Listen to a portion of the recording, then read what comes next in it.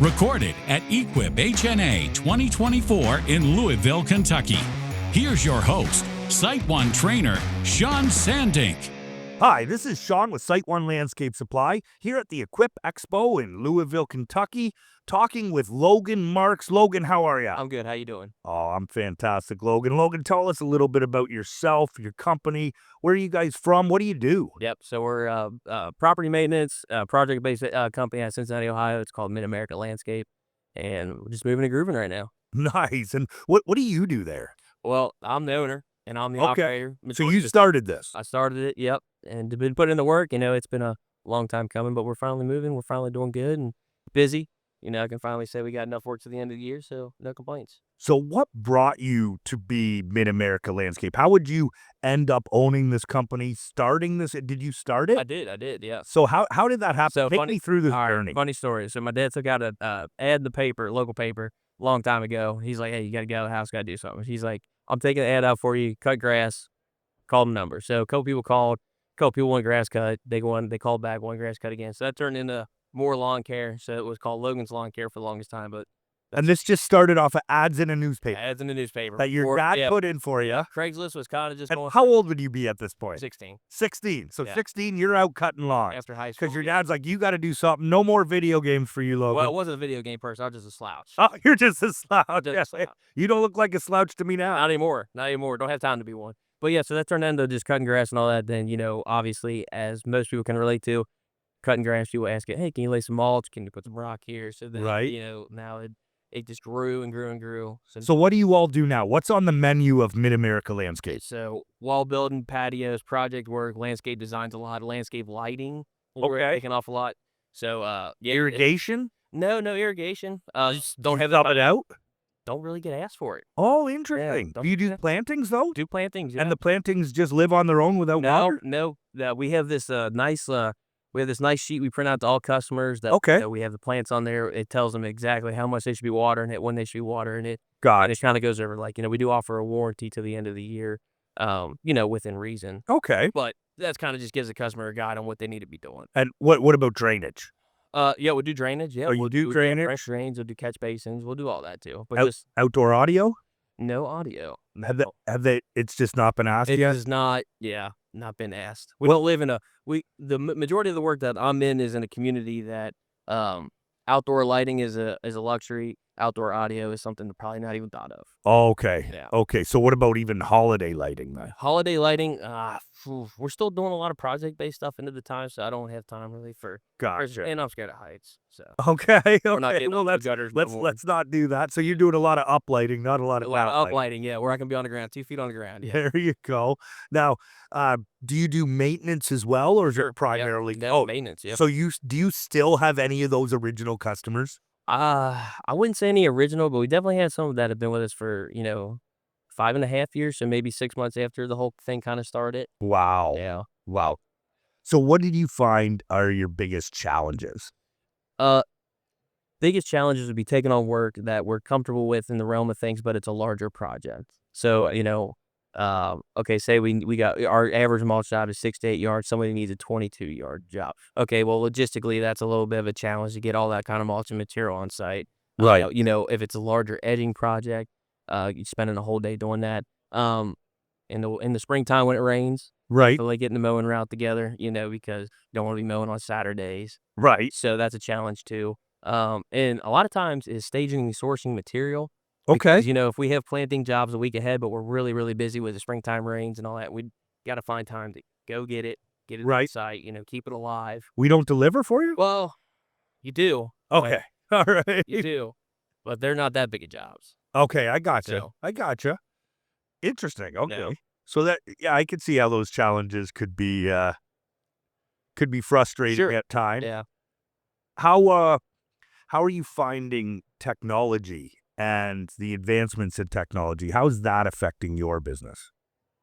So we just talked to the people down at LMN. We've been listening to Caleb Bauman's podcast, if you're familiar. Absolutely. So he's been pushing that a lot for us. So as far as out in the field goes, you're still working by hand most of the times. We have ditch witches and stuff like that, mechanized. I call it mechanized labor. Yep. So that makes it easy for us. But as most of the technology, it's on the computer most of the time. It's online billing, online budgeting, different things like that. Now, how are you in terms of the war going on right now where battery operated is trying to take over from the gas powered? Right. Are you still a gas powered company? We're still gas. I believe in gas. I always believe in gas, but Milwaukee is making a pretty tough case right now. Aren't Not they? to go to a couple different things. I know Yeah.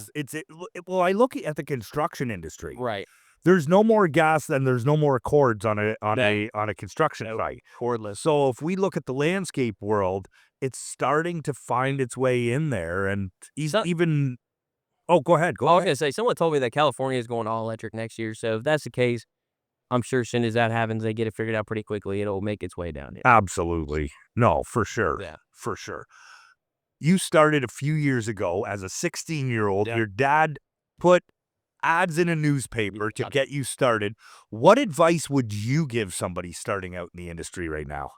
If you truly love what you do, it's going to be slow at first. If you have any bit of luck, it might not be, but just keep the course. It'll come. Keep the course. If you know the guy down the street's charging less than you, but you believe in the work that you're doing, don't lower yourself to their standards. Just keep the faith. It'll come. Your Gotcha. reputation is everything in this business, and people are willing to pay for that. Oh, well said. Well said.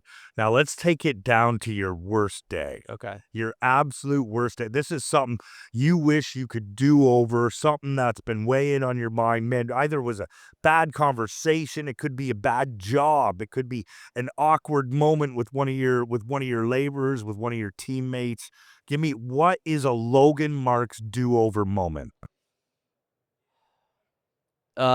Man, I would say when we get behind, well, not when, it is when we get behind. But the worst day I can think of this year, and it's probably been the worst day so far, is when we're behind and we're rushing, it's wet, we're mowing, we're making mistakes.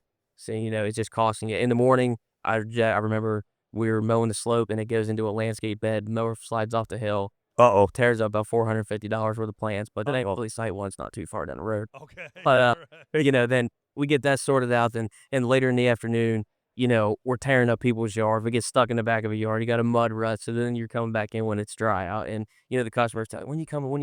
Well, it's too wet. It's too wet to get your topsoil back there. So, Yeah. Then they're not happy. And, it's just, that's a day I remember fondly. When the mower slid in and killed those bushes. Well, yeah, that was Was the homeowner home?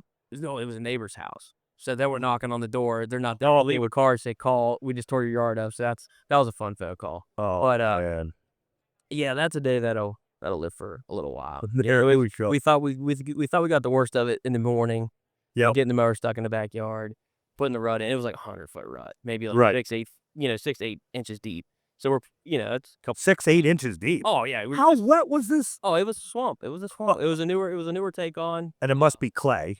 Up here, you do have decent dirt, but if it gets wet, it's soft. Okay. You can bury a mower pretty quick. Okay. So, then, you're on the mower and you're stuck and you just give it full gas and the wheels are spinning and you're crawling just a little bit. You're like, I'm just going to stay in it. The next thing you know, you got a 100-yard track going all the way down it. Right. So, have you ever had one of these situations happen and the homeowner was out there? Why are we using? I was surprised it didn't wave. We're there for so long. It's like, no hiding this one. So, Oh, man. yeah, that's a tough one. But you got it all fixed. Got it all fixed. And they're still with us. They're still happy. So, well, let's leave on a high note here, on a successful note. One more question for you, and then I'll let you get on your way here. What's a Mid-America landscape success story? What's one of your best projects, your best moment, your high five? It's not going to be in terms of dollar amount. It's going to be in terms of what is self-rewarding to me. Right. Recently, we just did a project for a person that for Make-A-Wish, and the original contractor took off on them, took the money and ran. Yeah, it's a pretty sad story. Oh, how awful do you have to be? The only thing I can Where bring myself, it's a Make-A-Wish project. The only thing that helps me sleep at night is maybe thinking that they didn't know it was for that. Maybe they were dealing with a general contractor that just said, "Hey, we need a price for this." That's the only thing that helps me sleep at night. All right. I don't know that to be a fact. Man, I'm gonna go with that as well. Otherwise, because I want to have faith in people here. Yeah. And if you're gonna take Make-A-Wish money, and then you're gonna leave, so tell me the rest of the story. Okay. So you came in. A general contractor reached out to me. He said, he's doing it. He needs a project done for Make-A-Wish. Sure, no problem. Right. I also told him like, hey, we're willing to work with you. I understand the situation, but I don't I know you're a charity, but I'm not. But so, Yeah. we took care of them, we did it mostly at cost, but enough to keep the lights on. Right, sure. And, and seeing the project finish and seeing the kid who's now in remission, see the Oh, that's yeah, fantastic. see the completed project. That was cool. So you met the Yeah. family that the Make-A-Wish project was for? For their house. And what did you all do for them? So, fence, the privacy fence, dug out a above ground pool, and that was pretty much it. The pool builder came in and put an above ground pool, but for us, we just dug out the fence and dug out the pool, Gotcha. put the fence up, dug out the holes for the fence, put the fence up. And then were you there for the reveal when? As much as I would like to say there's a grand reveal after the whole situation, there was just pretty much, hey, it's done. Talk to the general contractor. Okay, okay. There wasn't too But much. still, that must have felt pretty good. Oh, sure. And that's nice to have now in your portfolio Yeah. when you're going to talk to other Oh, yeah. other folks. Absolutely. That's excellent. Logan, I just want to thank you for taking Yeah, the no time problem. Thank today. you. I wish you the best of success. Yeah, same to you. Thank you very much. Thanks for tuning in to Confessions of the Craft. Ensure you never miss an episode by subscribing to the podcast so you can be the first to hear new episodes and discover previous ones. Follow SiteOne on Facebook, X, formerly known as Twitter, Instagram, and LinkedIn for the latest trends and industry updates.